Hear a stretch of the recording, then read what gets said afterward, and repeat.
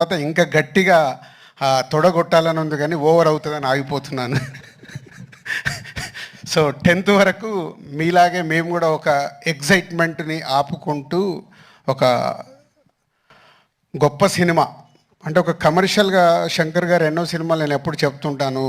ఒక జెంటిల్మెన్ దగ్గర నుంచి భారతీయుడు కానీ ఒకే ఒకటి కానీ శివాజీ కానీ ఆఫ్టర్ లాంగ్ టైం మళ్ళీ శంకర్ గారు ఒక స్ట్రేట్గా తెలుగులో సినిమా చేస్తూ అలాంటి సినిమా మాకు ఇచ్చినందుకు వారికి కృతజ్ఞతలు.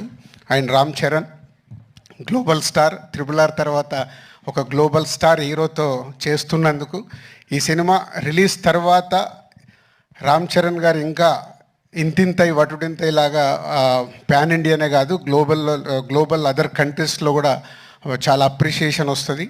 సో మా పెట్టిన డబ్బులు తిరిగి లాభాలతో వస్తుందని వెయిటింగ్లో ఉన్నాం ఈ సంక్రాంతికి. Thank you very much.